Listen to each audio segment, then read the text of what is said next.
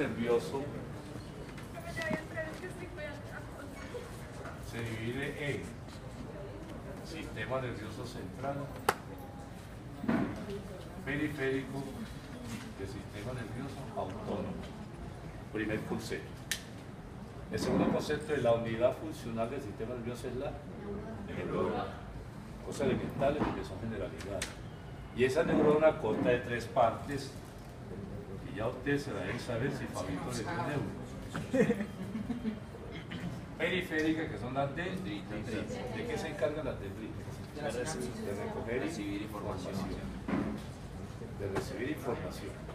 Ya sea a través de ellas como a nivel periférico o de ellas como sinapsis. Esa información llega al cuerpo de la neurona y es procesado ahí. El cuerpo de la neurona es que se encarga de procesar la información. Una vez que se procesa la información, esa dendrita la manda a través del axón. Entonces estas dendritas tienen unas clasificaciones. Si son de axón corta o axón largas. El tipo Golgi 1, Golgi 2. Yo no entro tanto en detalle, no apreciación. Si este axón tiene mielina o no mielina. O sea, axones amiolíticos y axones con mielina. La única condición es que entre más mielina tenga, mayor es la velocidad de conducción por la teoría saltatoria. ¿Cómo? Por el módulo de Rampier. Lo sabe. Se lo sabe. Estas dendritas, todas las neuronas se clasifican en neuronas A, B, C, D.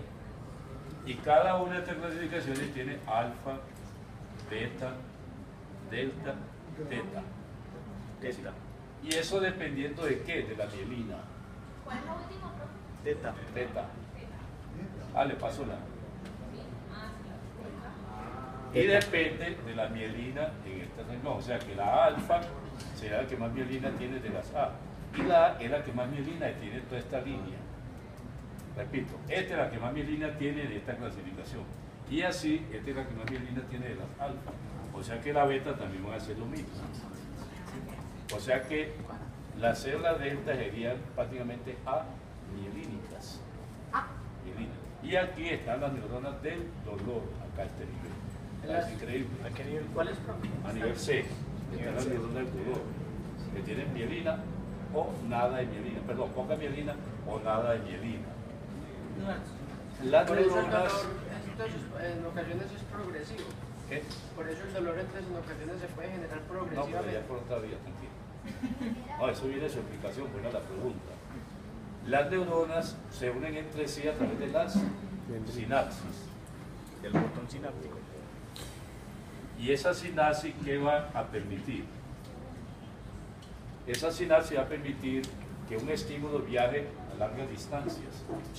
Por ejemplo, un dolor en el dedo gordo del pie, una sola neurona no llega hasta el cerebro. Necesita varias neuronas. Y ese conjunto de neuronas se llama sinapsis. Y ese conjunto de neuronas se van a llamar cordones medulares o vías de conducción neurológica. Cordones, vías. Y esas vías pueden ser aferentes o eferentes. Aferente es la acción centrípeta y eferente es la acción centrífuga. ¿De acuerdo? Bueno, cuando ya tenemos la unidad funcional que es la neurona y la forma como se forman las vías, cordones o fascículos, que es el conjunto de neuronas a través de sinapsis, decimos entonces qué tipo de sinapsis o cuántos tipos de sinapsis hay entre las neuronas. Corroncho y medio. Santiago, diga lo que yo te digo. ¿Cómo? 4 tipos de sinapsis. El primero que está entre neurona y axón es la sinapsis axodendrítica, perdón, entre el axón y la dendrita, axodendrítica. Después tenemos aquí otra neurona cuya unión está entre la axón y axón, o sea, axónica. Después está aquí entre dos dendritas, dendrodendrítica, y esta aquí entre el axón y el cuerpo, axosomática. Axosomática. Esos son los 4 tipos de sinapsis que encontramos en el sistema nervioso, con una característica importante, que en el pasado se consideraba la inteligencia con base en el peso del cerebro. Hoy en día se conoce la inteligencia con base en el número de sinapsis. Y esa es la teoría de la plasticidad neuronal. Esto ha mejorado el concepto de lo que era aprendizaje y memoria. ¿Por qué? Porque antes se decía que el viejito, como el cerebro se iba perdiendo peso, no era capaz de aprender. Hoy en día se sabe que si nosotros despertamos neuronas que están dormidas con la edad, todavía tenemos oportunidad de aprender. Y estamos viendo personas adultas estudiando más todavía que en la época del pasado. Entonces, es de la teoría de la plasticidad neuronal, que se conoce hoy como la teoría para los procesos de aprendizaje o inteligencia. ¿De acuerdo? Bueno, acá. Para que un mensaje sea transmitido de neurona a neurona, se requiere de neurotransmisores. ¿Y cuáles son los neurotransmisores más importantes? Adrenalina, acetilcolina, serotonina y dopamina. Después viene el GABA, viene la cisteína, viene pues una cantidad de neurotransmisores, glutamato, que no son importantes en los procesos de transmisión, sino en los procesos de inhibición o excitación neuronal. ¿Me explico? Vamos a suponer que aquí viene un estímulo y esta neurona inhibe ese estímulo. Puede que el neurotransmisor aquí sea el GABA, pero no en el proceso de la transmisión.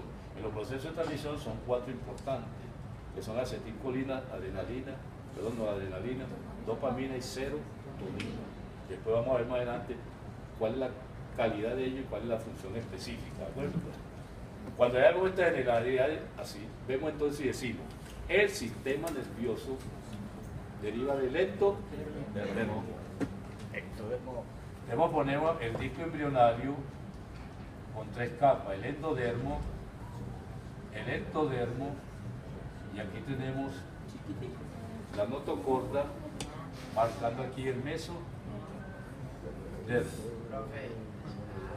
Ahí. Profesor, un mapa. Para Ese es el disco trilaminar. Y ahí tenemos el disco trilaminar, que es cuando empiezan a desarrollarse la estructura. Endodermo y mesodermo. Ustedes van a tomar lo que es plasmopleura y somatopleura, que eso ya lo vieron pues con el profesor Darío. ¿No? Sí, sí, claro. Bueno, entonces del endodermo, las neuronas empiezan a invaginarse, no a invaginarse en esta forma, y forman lo que llamamos el tubo neural. Y ese tubo neural embrionario empieza a crecer en forma longitudinal, en esta forma, en el eje longitudinal, creando 2 espacios todavía abiertos que son los neuroporos. El neuroporo anterior y el neuroporo posterior. Si no se cierran los neuroporos, van a traer deformidades a nivel del sistema nervioso. En este caso aquí sería anencefalia, y en este caso aquí sería meninocelo o espina bífida, etcétera, etcétera. Bueno, ¿en cuánto tiempo se cierra el neuroporo anterior? 2 días, ¿no? No, 2 días después de que se cierra el superior, se cierra es como la cuarta. No pregunten, no. ¿En cuántos días se cierra el neuroporo anterior? Al día 21 de la etapa embrionaria. Día 21. Y el neuroporo posterior se cierra el día 28. Día 28. Así. Una vez que se cierra el tubo neural, empieza entonces el periodo de 3 vesículas. 1, 2 y 3. Prosencéfalo, mesencéfalo y rombo encéfalo. Hasta ahora, eso viste, ¿no?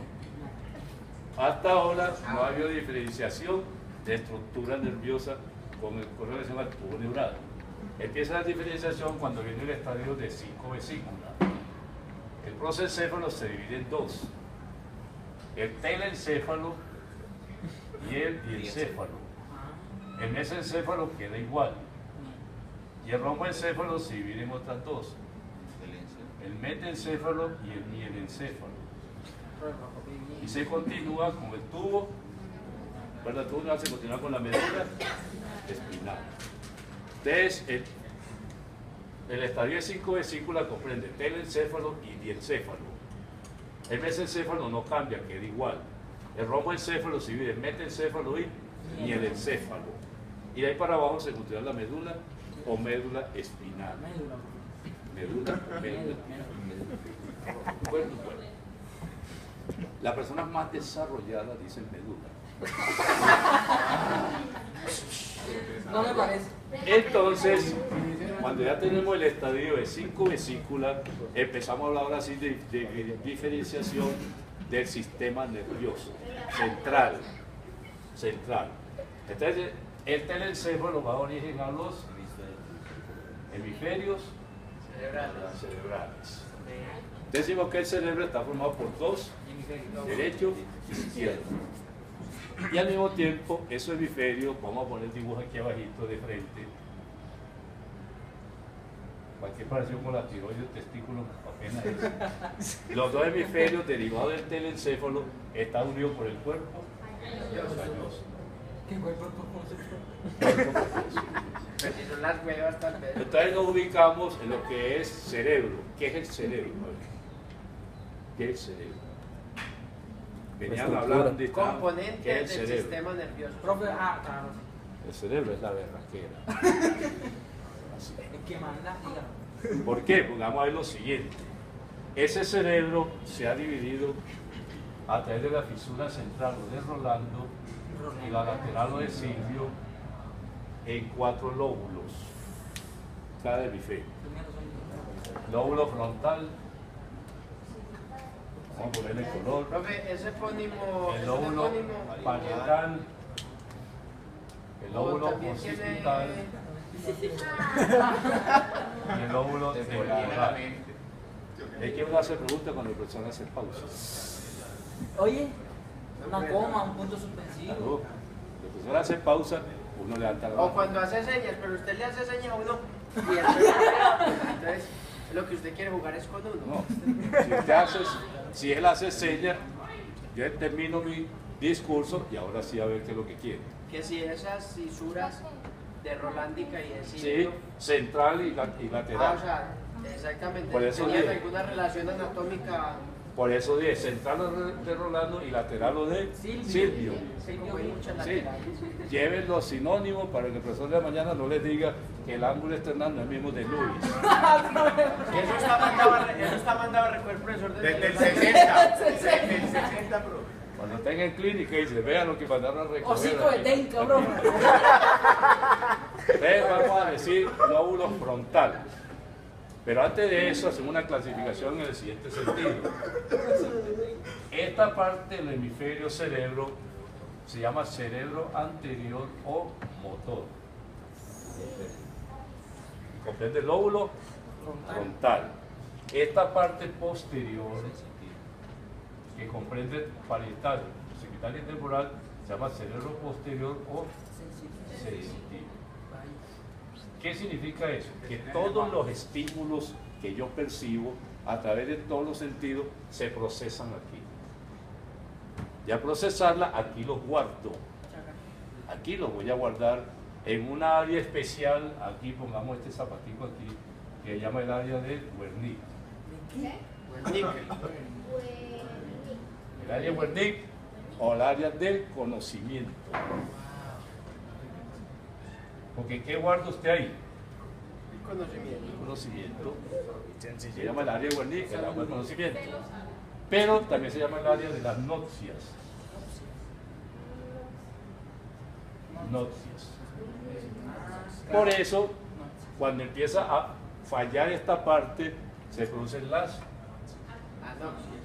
agnosias, no anosmia. Agnosias. Pero usted está escuchando ¿Sí mal. bien? No, no, es que un metido siempre habla mal. Si esto está escrito, bien escrito. Agnosias. No, profesor, usted está escuchando mal. Entonces, decimos, lóbulo frontal. Vamos a especificar el lóbulo frontal. ¿Qué vamos a encontrar en el lóbulo frontal? Encontramos el área 4. Se llama área motora somática. Área 4, motora somática, o sea, motora de movimiento. Eso, bailar, jugar. Entonces es área 4. Entendiendo que los hemisferios cerebrales regulan el cuerpo del lado contralateral. Significa que mi área 4, el lado derecho, regula mi cuerpo del lado izquierdo. O sea que una lesión del área 4 del hemisferio izquierdo produce parálisis del lado derecho. Área 6, 8, 10. El área de la conducta. De la conducta. ¿Y qué es conducta? El comportamiento. Eso es conducta. Por eso algunos pacientes tienen un tumor, alguna lesión aquí se llama un paciente frontalizado, cuando usted es térmico. O sea que tiene trastorno de la conducta, aunque no tenga daño en el área 4. En ese lóbulo frontal encontramos el área 44 y 45. El área cortical del habla. Profe, esa área, ¿quién denominó eso para poner ese nombre? Brockman y Penfield fueron dos neurocirujanos que hicieron esas áreas para distinguir y eso se quedó así. Se llama el área motora del habla o el área de Broca. Ah, sí. Se usa ese epónimo, señor. Bacanadra, profe. Se usa Wernicke, para que sepa. Pues una patenta. El área de Broca, pero esta área de Broca es la que me tiene a mí hablando ahora con ustedes. Pero es dominante en el hemisferio izquierdo. Hemisferio izquierdo. Así. Entonces fíjense acá y seguimos. Ese es el lóbulo frontal. Entonces, ¿cómo se define el lóbulo frontal? El lóbulo de la conducta, el lóbulo motor, el lóbulo del habla y también el lóbulo del discernimiento, el lóbulo ejecutivo. ¿Por qué? Porque ejecuta. Realiza. Ejecutivo, realiza. Entonces, lóbulo parietal. ¿Qué tenemos en el lóbulo parietal? En el lóbulo parietal vamos a encontrar el área 312, no 1, 2 y 3. Se conoce el área sensitiva somática. O sea que allá van a llegar toda la sensibilidad de mi cuerpo. Por ejemplo, pongamos aquí este pie. Y aquí ponemos un clavito. Ay, uy, profe. No, con la cama, con la Entonces, cama. ahí sube el estímulo al área 3. 2, 1. 1, 2. Una vez que el estímulo llega allá, ¿a dónde manda la información? A 4. Al área 4, ¿para qué? Para yo retirar el pie, para yo retirar. Rapidito, profe. ¿Cómo? Rápido. No. Primero hay un reflejo a nivel medular. Escucha. Primero hay un reflejo a nivel medular y después viene la acción cortical. Después manda la información en esta forma. O sea que ese estímulo doloroso llegó a la área 1-2 y la regó el lóbulo frontal totalmente. Pues cuando ustedes dicen, ahí, hueputa.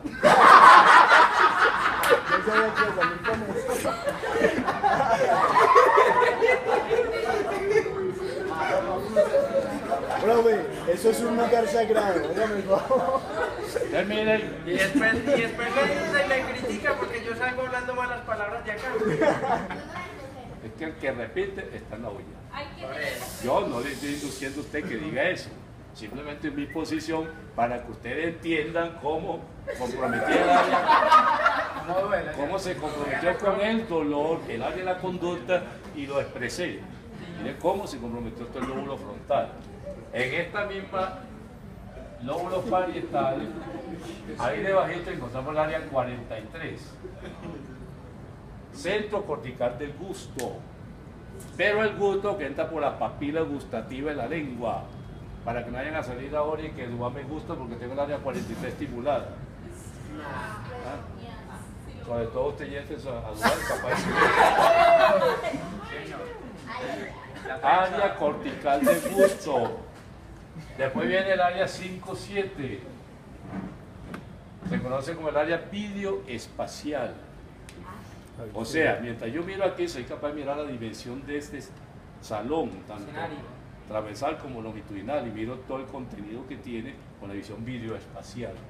Eso se llama videoespacial. O sea, usted mira a la persona y está mirando lo que está detrás y lo que está delante y alrededor de ella. Entonces, aquí, cuando hay un problema de esta área, se conoce como prosopagnosia. Prosopagnosia. O sea, dificultad para conocer los rostros. prosopagnosia. O también otra es la topopagnosia. Me dicen noria. Topopagnosia. Dificultad para ubicarse en el lugar. Las personas que salen y no regresan a la casa porque no saben llegar a la casa, se pierden. Topopagnosia ahí. Después que el lóbulo simpital encontramos el área 17 y 18. Área cortical de la visión. Ahí donde llega el viaje. De la visión. Si hay un daño a este nivel, ¿qué se produce? Eso. Ceguera cortical. Ceguera cortical. ¿Qué significa ceguera cortical? De cortico. Puede ser. Ceguera cortical es cuando yo Voy a sentar allí para ver la casa. Sí, vea, ceguera cortical es cuando yo puedo observar el objeto porque tengo mis dos ojos bien, pero no soy capaz de procesar la información. O sea, no sé lo que estoy viendo. Se llama ceguera cortical. No sé lo que estoy viendo, porque no soy capaz de procesar. Recuerden que yo les dije que este lóbulo sensitivo es el que procesa toda la información. Y al procesarla la guarda. Lóbulo temporal. ¿Qué tiene el lóbulo temporal? El área 41 y 42. Centro cortical de la audición. Centro cortical de la audición se conoce también como el área de Wernicke. Otra vez. El mismo es. El mismo. Conocimiento. El mismo. Es que hay un área de Wernicke de la audición y un área de Wernicke del conocimiento. Cuando hay un problema aquí en el de Broca, se llama afasia motora. Y cuando hay un problema en el área de Wernicke, se llama afasia sensitiva. ¿Qué significa eso? Que si hay un daño aquí, el paciente no oye lo que le está preguntando, pero habla una cantidad burrada, pues, porque no está oyendo, conoce una cantidad de cosas. Y si el daño está acá, él oye, pues no es capaz de definir lo que es la respuesta. El área de Wernicke, eso lo vamos a ver más adelante cuando veamos afasias. Claro. Pero no a nivel de las dos áreas, sino de un fascículo que lo conecta. Si se halla este fascículo, se llama afasia de conducción. ¿Sí? Afasia de conducción. ¿Qué más vamos a encontrar en ese lóbulo temporal? Pintemos otros por acá. ¿Qué más encontramos en el lóbulo temporal? Aparte del área 41 y 42. Vamos a encontrar el hipocampo. Entonces, miren, nuevecito. El hipocampo, memoria reciente. Está nuevo. Lo vaya grande. No, pues ya, pues. Ya para terminar, pues ya una donación. El hipocampo. Memoria reciente. Y esa memoria reciente tiene que ver con la acetilcolina. Daña ese nivel, se produce la enfermedad de Alzheimer o demencia senil. Después vamos a encontrar aquí un núcleo, el núcleo amigdaloide, que tiene que ver con qué? El impulso sexual. Con la conducta sexual, no impulso sexual, no conducta sexual, y con la parte emotiva a la conducta que uno quiera darle. Aquí donde está la parte de la emoción, el núcleo amigdaloide. Vamos a encontrar aquí un lóbulo piriforme. Ella forma una perita que es el centro cortical del olfato. El lóbulo piriforme, el centro cortical del olfato. Ese es el cerebro visto por la parte externa. Cerebro visto por la línea media.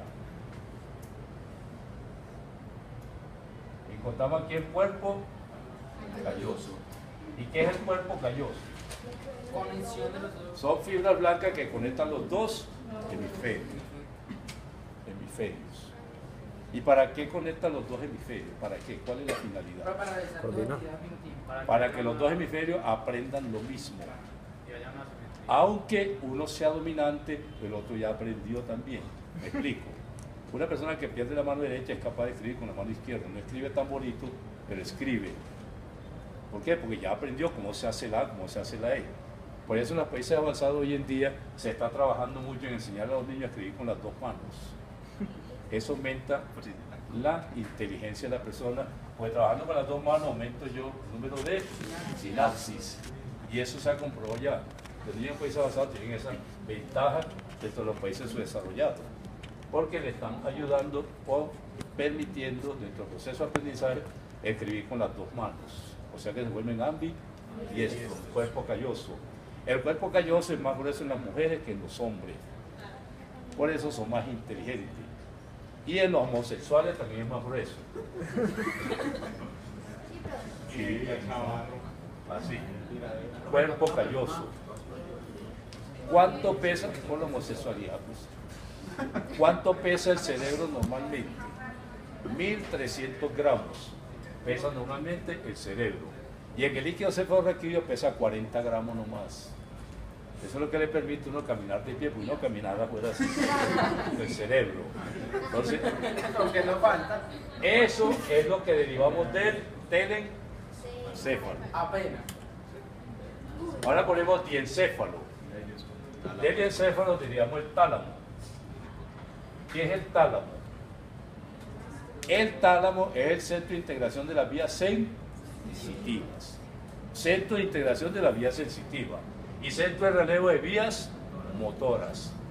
Me explico. Este dibujo que hice aquí, inicialmente estuvo mal hecho. Porque este estímulo del dolor debió llegar primero al y del tálamo mandarle al área 3, 2. El estímulo visual que yo pinté aquí, primero debió haber llegado al y de ahí al área 17. Por eso se llama centro de integración de las vías sensitivas y centro de relevo de vías motoras. Sin embargo, un asterisco desde ahora.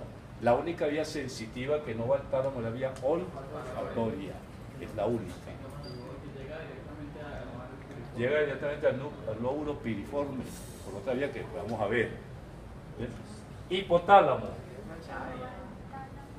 ¿Qué es el hipotálamo? Se conoce como el cerebro visceral. Cerebro visceral. ¿Y cuál es la importancia del hipotálamo? Primero, es el termostato del organismo, o sea que regula la temperatura corporal. Segundo, regula el sistema nervioso autónomo.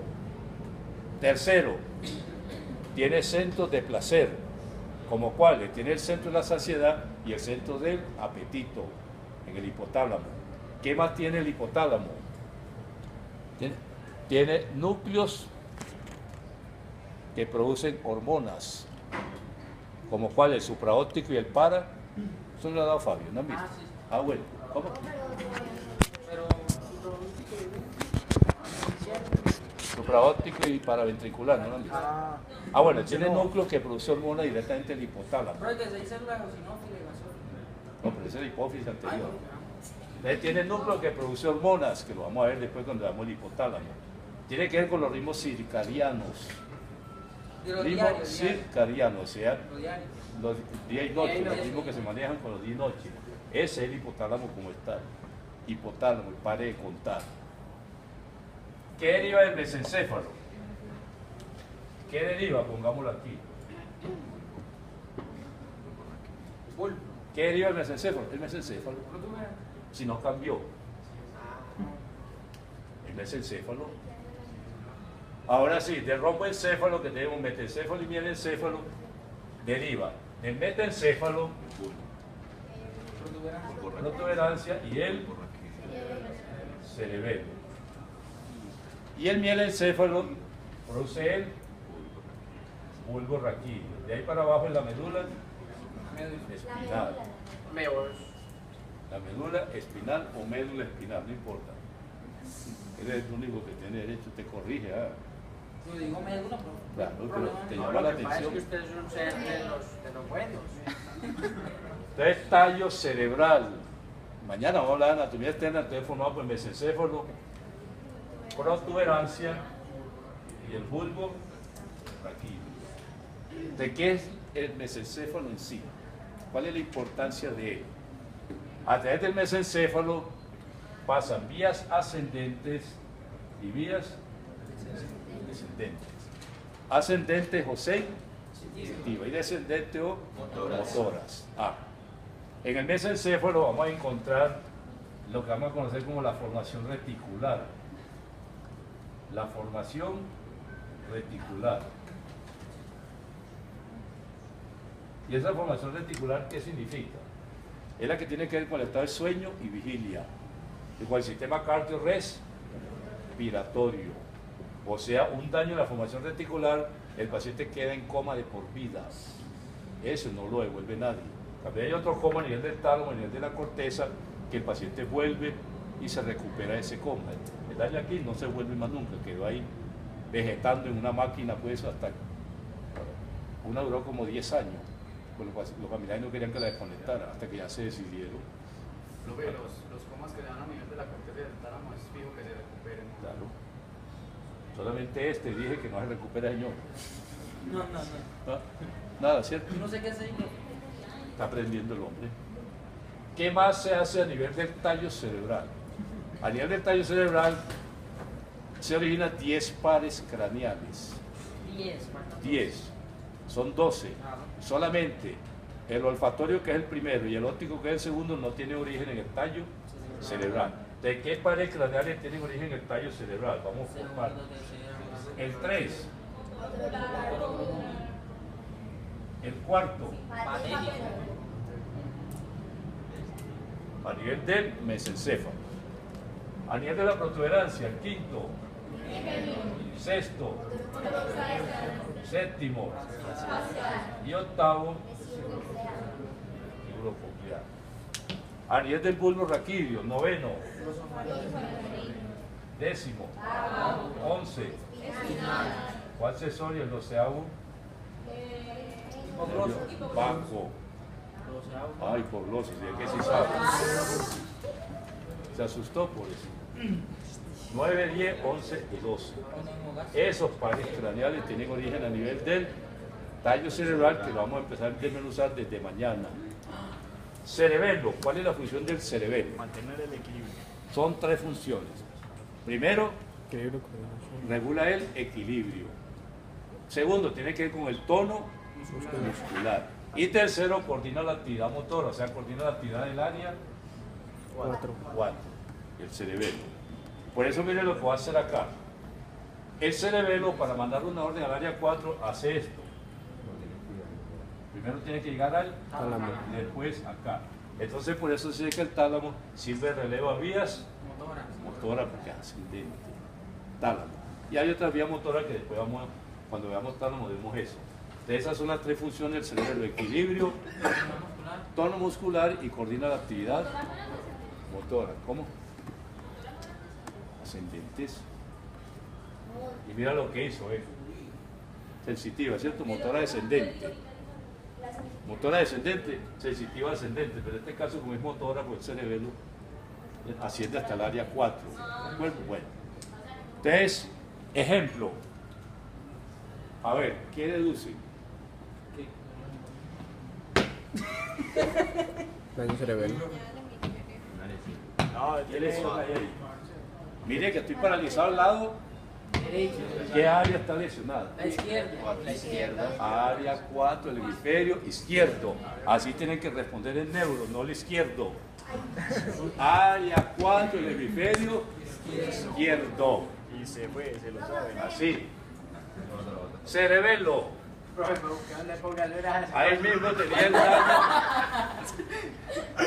Miren que le hago todas las muriquetas. Con esto le voy a enseñar todo. Cerebelo.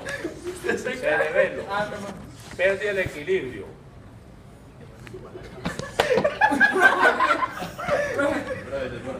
El cerebelo está formado por 2 hemisferios. ¿De qué daño es el cerebelo? ¿A qué lado? Del lado derecho. Me voy para el lado derecho. Del lado izquierdo. ¿Del lado izquierdo? No. Del mismo lado. Conclusión. Las lesiones del cerebelo se manifiestan del mismo lado. Las lesiones del cerebelo se manifiestan del lado contrario. Y graban esto. Cerebelo del mismo lado. Del cerebro del lado contrario. Graban eso. Luego cogemos los errores para aprender. Esa pregunta sale siempre en el examen. Siempre. Ya tenemos uno. Ya tienen la primera. ¿Qué número es? La 7. ¿Cuál es la explicación para que el cerebro del lado derecho maneje el lado izquierdo? Mañana te lo diré. Segundo capítulo mañana. Calma, papá. Calme, papá, ¿cierto? Que es una secuencia.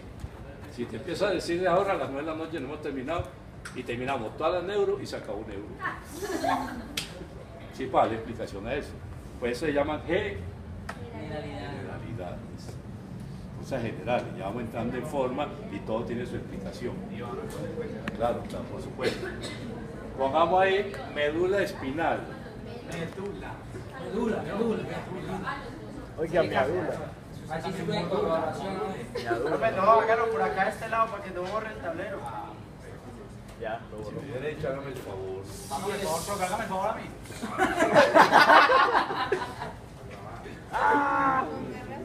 Bueno, médula espinal. ¿Qué es la médula espinal? ¿Qué es? Parte, pero con ese dibujo que la continuación del bulbo, latido o el tallo cerebral. Vamos aquí así, la médula espinal. Se extiende el agujero magno hasta L1 o L2. Así. Médula espinal. Tiene forma cilíndrica y mide aproximadamente 45 centímetros de longitud. Mide aproximadamente. Esa médula espinal o médula espinal está cementada con 8 segmentos cervicales. ¿Cuántos torácicos? 13. 12. Ovares. 5. Sacros. 5. Cosigio. 1, 1 o 2. 8. 8 segmentos cervicales por 7 vértebras. ¿Y por qué? 34 años enseñando. 8, no, pero te quedaste con el interrogante por 7 vértebras. Que el primer nervio sale por encima de la primera vértebra, los demás salen por debajo. Pero buena pregunta, Manuela, claro. Qué buena pregunta. Pero no te sube con evaluación. Choricina. 8 segmentos cervicales, 12 torácicos, 5 lumbares, 5. ¿Cuántos nervios raquídeos totales? 32 pares. 31 o 32 pares nervios raquídeos. Decimos que la médula espinal se aloja en el canal Medular. o vertebral Se lo sabe. y está cubierta por una membrana fina transparente que llama la pía Madre. madre. Esa pía madre, cuando llega a esta parte terminal de la columna que llama el cono medular, se prolonga hacia abajo y se fija en el coxis y se llama el filum terminal. Terminal. Eso es latín. Terminal. Ah, no, es Terminal. este. Como italiano. De italiano. El filum es hilo. Hilo. Ah, ya. Filum terminal, que es una prolongación de la pía Madre. madre. En la parte más externa, esa médula espinal está formada por la dura madre, Que es duro. la cual forma unos saquitos, esos saquitos que están viendo ahí, que son los saquitos de la dura, donde se aloja el ganglio, perdón, donde se va a alojar el ganglio raquídeo o ganglio espinal, que lo vemos en estos días. Ahí Vale. se aloja el ganglio raquídeo o ganglio espinal. Ahí. Entre la pía y la dura madre vamos a encontrar otra membrana que es Aracnoide. la aracnoide. Así. Y estas prolongaciones laterales de las aracnoides, ya le vamos a poner nombre, estas se llaman ligamento dentado. Dentado. ¿Y qué hace ese ligamento dentado? Fija la dura madre a las paredes laterales de la columna vertebral para que no se desplace. Si usted se acuesta de este lado, se desplazará hacia arriba, no que quede todo el eje. Y este la fija abajo al coxis para que no se vaya hacia arriba. En este espacio es por donde circula el líquido cefalorraquídeo. Por el espacio sub Aracnoide. aracnoideo. ¿De acuerdo? Bueno. ¿Qué más hablamos en la médula espinal? A ver. Decimos entonces que la porción terminal forma el cono medular. Y de ahí para abajo se prolonga la pía madre como el filum terminal. Usted mire que todo tiene su lógica. El ligamento dentado está fijando la médula a las paredes laterales. Y el filum terminal lo fija el coxis para que la médula no se suba por la densidad. Pesa menos, entonces se sube. ¿De acuerdo? Y no se desplaza lateralmente porque está fija a los cuerpos de las vértebras de la columna vertebral. Esa es la médula espinal vista desde afuera. Si hacemos un corte para mirar la médula espinal por dentro, vamos a observar lo siguiente. Ahí. Astas anteriores, astas posteriores. Vamos a ver cómo la sustancia gris, o sea las neuronas, se van a ubicar formando las astas anteriores y las astas Posteriores. posteriores. Sustancia gris a nivel de médula es central, mientras que en el resto del sistema nervioso es periférica. Entonces, astas posteriores y astas anteriores. ¿Qué vamos a encontrar en la anatomía interna de la médula? Vamos a ver cómo esta sustancia blanca se divide en cordones.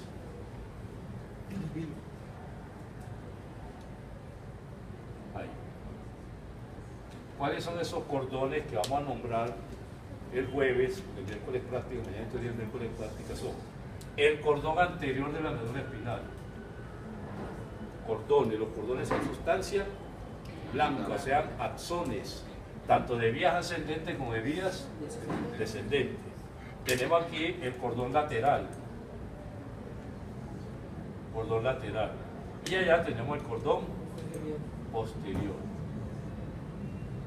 Y eso hay que tenerlo en cuenta, porque a través de los cordones vamos a ver fibras ascendentes y fibras descendentes, o fascículos o vías ascendentes o vías o fascículos descendentes. Descendente motor y ascendente de tipo sensitivo. ¿Qué vamos a encontrar a nivel central?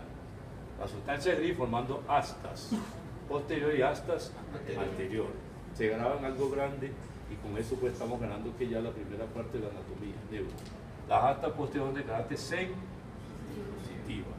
y las astas anteriores de carácter motora. ¿Qué significa eso? Que este ganglio que está aquí, que es de carácter sensitivo, hace lo siguiente, miren. Este es el ganglio, y este es la dendrita, y este es el axón. Aquí van a encontrar unos núcleos que vamos a ver ahora. Ahí hace sinapsis. Tiene dos posibilidades, que se vaya hacia arriba o haga esto. Se conecte con núcleos del asta anterior que son motores. Y forman mixtos. Ustedes forman lo que llaman el arco reflejo. Pero viene esta neurona, que es el axón, hace esto. Se pegó acá de esta parte sensitiva.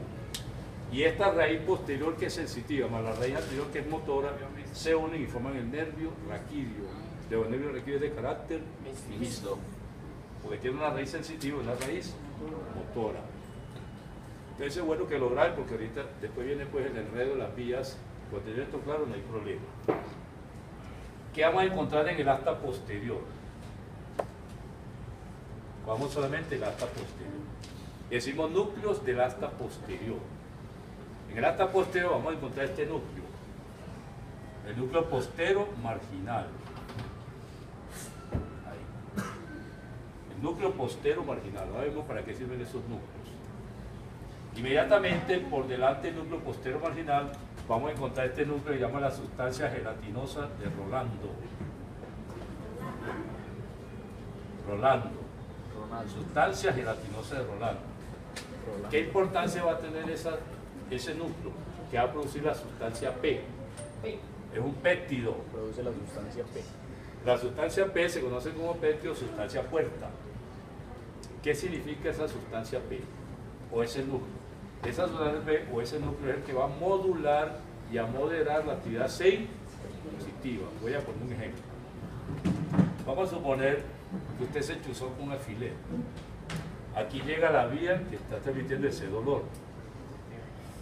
Entonces se produce la sustancia P. Usted la sustancia P le va a decir a usted, no vale la pena eso. Voy a poner para bloquearte, usted produce sustancia P y te bloquea esa vía, porque no valió la pena. Pero si fuera el dolor de la apendicitis, la sustancia P se inhibe para que el dolor siga, porque es una alarma. Entonces, eso es lo que hace la sustancia P. A ver si de pronto hemos tenido la experiencia, que uno se chuza con una aguja y ya el dolor pasó. Pero de pronto, ay, me duele, lo volví a sentir, pero porque hizo presión sobre él. De resto, entonces ya no lo está sintiendo. No está sintiendo. Por ejemplo, el dolor de la apendicitis, ese no produce sustancia P, ese es vía libre, porque es una emergencia.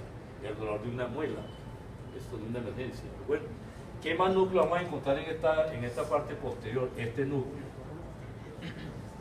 El núcleo sensitivo principal del asta posterior. A este núcleo van a llegar todas las actividades sensitivas que entran a la médula espinal.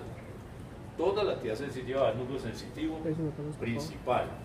Y aquí en la parte medial, vamos a poner un puntico aquí para asimilarlo acá, vamos a encontrar este núcleo, se llama el núcleo de Clark, sin la E, porque con la E sería el núcleo de Superman, pero no el núcleo de Clark.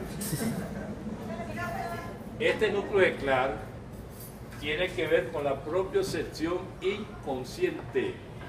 ¿Qué es eso? En el capítulo que viene vamos a ver qué es eso. Núcleo dorsal de Clark tiene que ver con la propiocepción inconsciente. Y en el asta anterior, que es de carácter ¿qué? Motora, vamos a encontrar 4 núcleos, que son 4 núcleos motores. Como ustedes son anatomistas, ya podemos ubicar estos 4 núcleos, 2 anteriores y 2 internos y 2 externos. Entonces mi Dios hizo las cosas muy bien. Los externos serían para dónde? Para la parte periférica, ¿de acuerdo? Los externos. Y los internos se quedarían aquí. No, para la pared abdominal, para el tórax, ¿no? Claro. Los posteriores serían para dónde? Dorso. Para el dorso. El video hizo las cosas muy bien. O sea, eso se llama una acción somatotópica. O sea, la parte de mi cuerpo que está formada por somite, eso sí se lo explicar. Somitas, profesor. ¿Cómo? ¿Qué es la nota? ¿Cómo? Somites. Entonces, esos nervios cogen y van a sus respectivos somites. De tal manera que lo que va para el dorso van a salir núcleos posteriores. Posterior. Si son, por ejemplo, la línea media del dorso, serían el núcleo interno y los más laterales serían los núcleos laterales. Es una conformación, pues, somatotópica aquí muy bonita. Los núcleos del asta anterior, que son 4 apenas, que no tienen nombre, los núcleos motores del asta anterior. Voy a poner un ejemplo práctico. Yo tengo aquí bíceps, tengo tríceps. Termine acá.